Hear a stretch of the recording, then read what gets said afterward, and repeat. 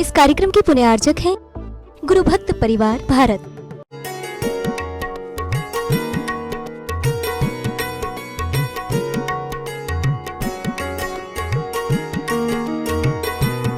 इसलिए मैंने दिगंबर जैन दर्शन को स्वीकार किया और मैं प्रतिदिन जिनैन भगवान का जिनालय में अभिषेक पूजन आदि सब कुछ करता हूँ। जो भी नियम के जैन धर्म के सठ आवश्यक है मैं उसका पालन करता हूँ। सारी जनता के सामने उन्होंने ये बात कही। और जब गुणपाल को नगर के गुप्तचर ढूंढ करके लाते हैं, गुणपाल को कहते हैं, वाह, मैं अब अपनी बेटी का पाणी ग्रहण तुम्हारे बेटे धन कीर्ति से करना चाहते हैं। धन कीर्ति कहता है, हे राजन, मेरा विवाह तो श्रीमती से हो गया। अरे बोले, सेठ साहूकारों का इतना पुण्य होता है, एक नहीं, दो नहीं, तीन नहीं, वो कितनी भी शादियां कर सकते हैं। शादियां बंधुओं पुण्य के उदय से ही होती है, बिना पुण्य के उदय से शादियां नहीं होती हैं।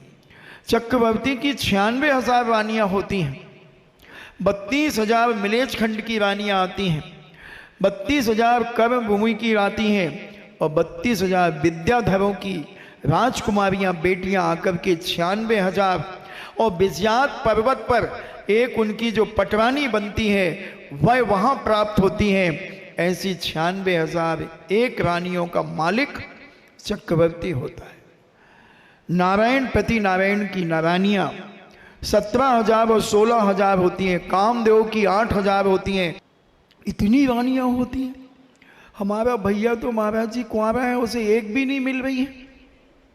कैसी तो मिल जाए, काली कलूटी लंगड़ी लूली कैसे तो मिल जाए, क्यों नहीं मिल रही है? क्या कारण है इन्हें इतनी मिल रही हैं? किसी किसी को मरने के बाद एक मर जाती, दूसरी भी मिल जाती है, और हमारे भाई को, हमारे बेटे को क्यों नहीं मिल रही है? बहुत सारे प्रश्न है लोगों के। तो मैंने विचार किया, अच्छे पढ़े लिखे लोग, अच्छे पढ़े लिखे लड़के, अच्छे व्यापारी लाखों रुपए महीने कमा रहे हैं, फिर भी बेटियां नहीं मिल रही हैं। 1,500 कुंवारे लड़के होंगे जिनकी शादी की उम्र भी आगे निकल चुकी होगी। 30 से 35 से 32 से ऊपर हो गए होंगे। 500-700 तो मिल ही जाएंगे। पूरे आगरा में 60,000 की जैन समाज है। क्या कारण है? मैंने बहुत विचार किया कि भगवान क्या कारण होना चाहिए। बेचारे देखने में भी सुंदर हैं, कोई बिसन नहीं है, सिगरेट भी नहीं पीते, गुटखा भी नहीं खाते, सुपारी भी नहीं खाते, इतने सज्जन बच्चे भी हैं, फिर भी कुंवारे हैं। क्या कारण है? 30 साल के बाद टीकमगढ़ में एक खनिया धाना में बूचे कहते हैं उनको, बूचे। 30 साल की उम्र निकल जाने के बाद कहते हैं वो बूचा हो गया। एक वहां देते हैं टाइटल, हंसी मजाक में लोग देते हैं। तो फिर मैंने सोचा क्या कारण होना चाहिए। अच्छा, कुछ बालिकाएं भी हैं, ऐसा नहीं कि केवल बालक ही हो, बालिकाएं भी बहुत सारी हैं। तो हमने विचार किया कि क्या इनके संबंध क्यों नहीं होते। तो कारण मैं आपसे पूछना चाहता हूं, आपके घर में कोई मेहमान आता है, कोई रिश्तेदार आते हैं, और आप उसकी कदर न करें, उसका उपेक्षा करें, उसको अपमानित करें, उसे नीचा दिखाने का प्रयास करें, तो वो दोबारा आएगा क्या? नहीं आएगा। उसी प्रकार जिसने अपनी पत्नी की सदा अपमानित किया है, ताड़ित किया है, मारा है, पीटा है, शराब पी करके उसे मारपीट की है, उसे लांछन लगाए हैं, दुनिया के अत्याचार उसके ऊपर किए हैं, तो कर्म कहता है अब इस पापी को अगले जन्म में पत्नी नहीं मिलेगी। क्योंकि जब मिली थी तो इसने उसका अपमान किया है, उसे जलील किया है, उसे मारा है, पीटा है, उपेक्षित किया है और अपमानित किया है। तो कर्म बंधु बहुत बलवान होता है। और वह गुणपाल ने कहा कि आपने जैन दर्शन स्वीकार तो कर लिया, वो ठीक है, मगर जब तक दीक्षान्वय क्रिया आपकी नहीं होगी तब तक हम आपकी बेटी स्वीकार नहीं करेंगे। तो राजा ने कहा, बुलाइए किसी गृहस्थाचार्य को, किसी पंडित विद्वान को, जो मेरी दीक्षान्वय क्रिया करे, दीक्षान्वय क्रिया करे और मुझे संस्कारित करे। मैंने तो अपने अंतरंग में दिगंबर जैन दर्शन को स्वीकार कर लिया है। गुणपाल ने कहा कि ठीक है, यह आपकी महानता है, मगर नियम और कानून के अनुसार आपकी भी व्यवस्था होगी।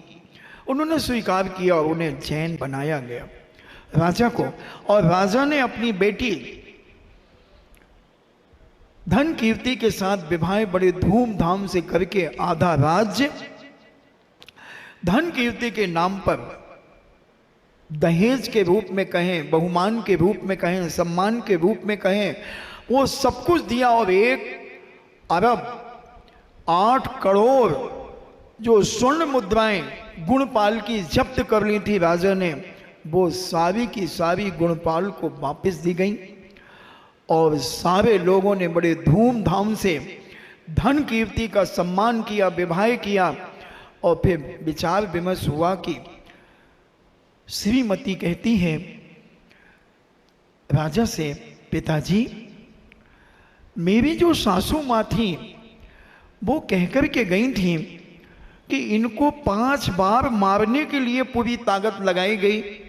ऐसा क्या था, मुझे कुछ समझ में नहीं आया, इन्होंने ऐसा क्या काम किया था कि जिसके कारण 5 बार जल्लादों के हाथों में दिए गए, जहर दिया गया, मारने के लिए अनेक प्रयास किए गए, फिर भी ये क्यों नहीं मरे? क्या कारण था? ऐसा कौन सा पुण्य इसने अपने जीवन में संचय किया था, इन्होंने क्या किया था? तभी पता चलता है द्वारपाल आते हैं, बनमाली आते हैं, महाराज की जय हो, महाराज की जय हो। महाराज, नगर में एक दिगंबर साधु का आगमन हुआ है और दिगंबर साधु महान तपस्वी हैं, वीतरागी हैं। और विशंबर राजा विचार करता है कि चलो मुनिराज से पूछते हैं कि मुनिराज, ऐसा इनका क्या पुण्य का उदय था कि इतना मारने का प्रयास करने के बावजूद भी ये मरे नहीं? ऐसा क्या किया था इन्होंने?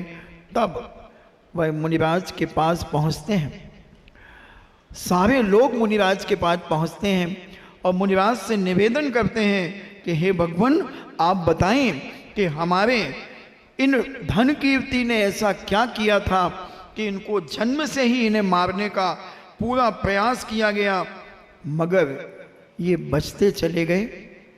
तब पूज्य मुनिराज कहते हैं, सुनो हे भव्य पुंडरी को, सुनो। पूर्व जन्म में ये धीवर की पर्याय में थे और प्रतिदिन मछली मारने जाया करते थे। मगर जब ये मछली मारने के लिए जा रहे थे तब इन्हें एक दिगंबर मुनिराज के दर्शन हुए और वहाँ पर इन्होंने संकल्प किया कि मैं जो मछली मेरे जाल में पहली मछली फंसेगी वह मछली को मैं अपने घर लेकर के नहीं आऊँगा, उसे उसी में छोड़ दूंगा, क्योंकि मैं गुरु महाराज ने मुझे कहा तो मैं हिंसा का त्याग करूंगा पहली मछली का। पहले मुनिराज ने पूछा कि शराब पीते हो? तो बोले हाँ, प्रतिदिन खूब पीता हूँ। तो तुम शराब पीना छोड़ सकते हो? तो उसने कहा कि मैं शराब पीना नहीं छोड़ सकता क्योंकि मेरे रग रग में शराब बसी हुई है।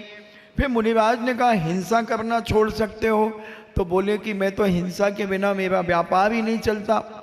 तो फिर मुनिराज ने कहा कि विचार कर लो। तो बोला मैं झूठ नहीं बोल सकता, झूठ नहीं बोल सकता। तब पूज्यवर ने कहा कि ऐसा करो कि जो तुम्हारी जाल में पहली मछली फंसे उस मछली को तुम छोड़ देना। ये धीवर भी कहता है कि मैं झूठ नहीं बोलूंगा गुरुदेव, मैं तो सच बोलूंगा, पहली मछली मैं छोड़ दूंगा, बाकी तो मैं पकड़ूंगा, क्योंकि उससे मेरी आजीविका चलती है। चोरी करना छोड़ सकते हो गुरुदेव, इसके बिना तो मेरा निर्वाह नहीं हो सकता।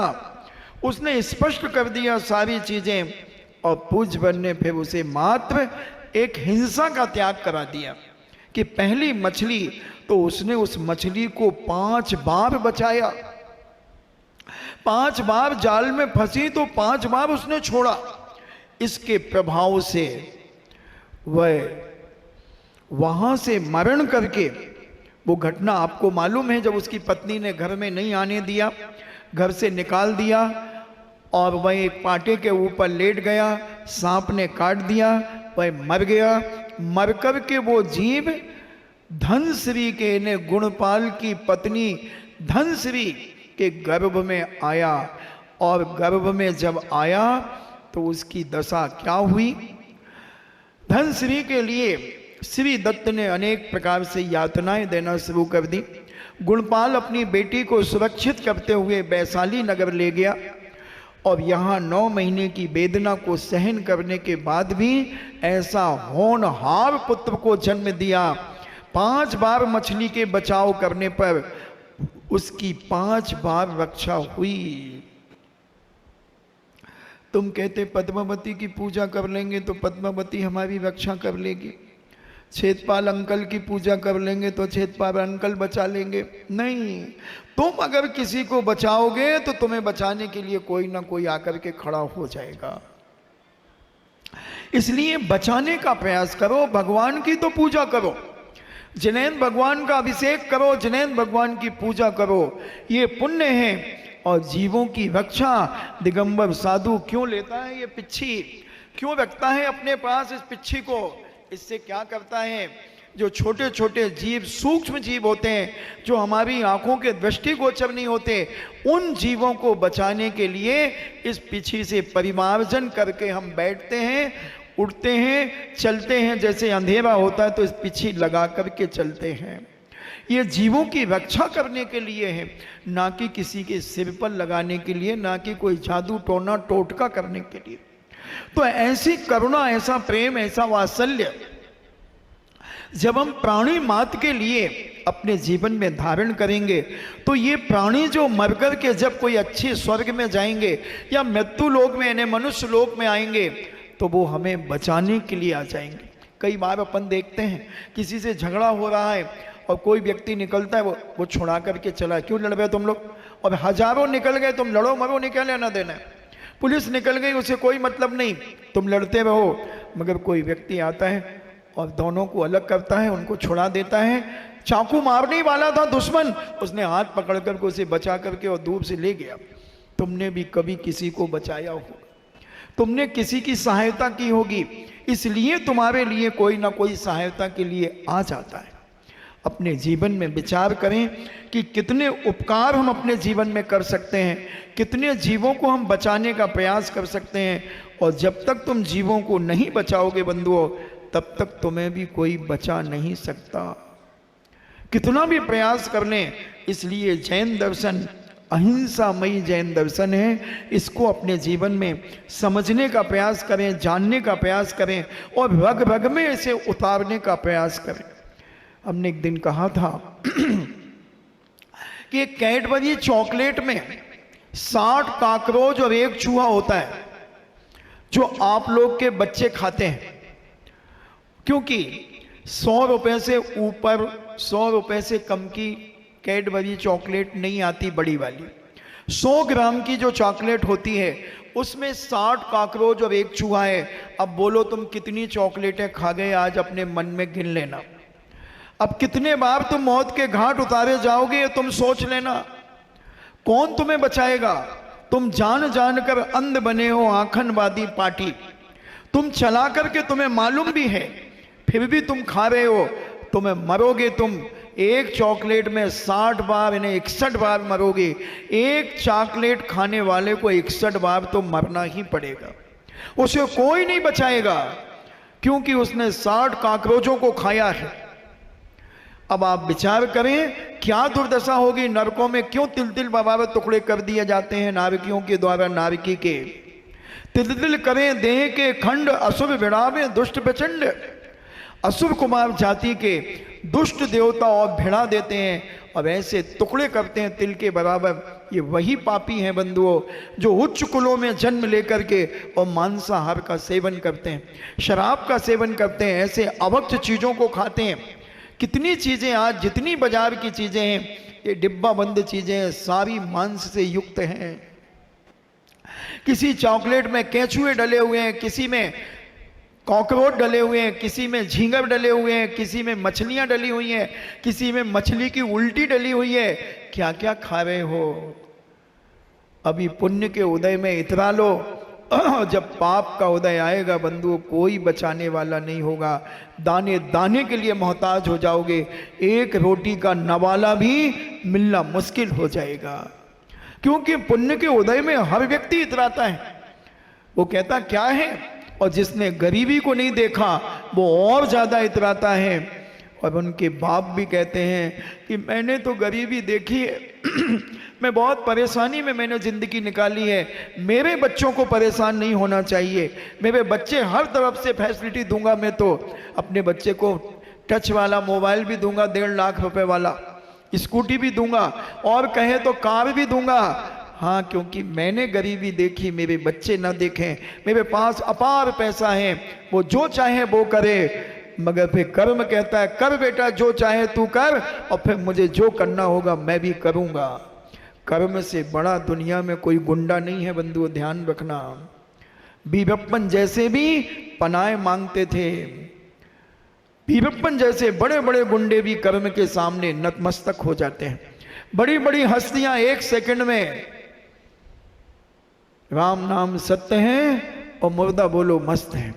बड़े बड़े दबंग, बड़े बड़े दबंग क्या हुआ आप सबको मालूम है, जिनकी क्या तू बोलती थी, जिनका नाम से ही आदमी लाखों फेंक देता था और 1 सेकंड नहीं लगा।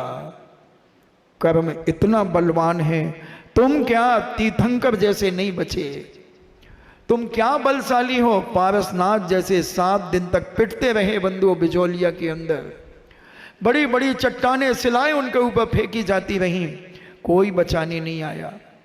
तीर्थंकर जैसे पिट रहे हैं, जिसके गर्भ कल्याणक में चारों निकाय के देवता आकर के इकट्ठे हुए हैं, जिनके जन्म दिवस पर हैप्पी बर्थडे टू यू पर चारों निकाय के देवता इकट्ठे हुए हैं, जिनके दीक्षा पर चारों निकाय के देवता और अनंत शक्ति रखने वाले, जम्बू द्वीप को पलटाने की ताकत रखने वाला सौदव इंद्र, वह भी नहीं बचा सका पारसनाथ को बंधुओं, पिट रहे थे। फिर तुम किस खेत की मूली हो, तुम तो बहुत बहुत मामूली हो। इसलिए इस पाप से डरो, कर्म से डरो, इस मांसाहार के भोजन से डरो। ये खाने पीने की जो चीजें हैं ये मांस से युक्त हैं, मैगी है, नूडल्स हैं, मोसेस क्या बोलते हैं वो, मोमोस, मोमोस, क्या क्या इनसे विकृतियां हैं। हम तुम्हें एक एक चीज के बारे में पूरा मेडिकल साइंस क्या कहता है वो सारी समय समय पर बताने का प्रयास करेंगे। आपका समय हुआ, इन्हीं मंगल भावना के साथ परम पूजनी द्वादशांग जिनवाणी माता की।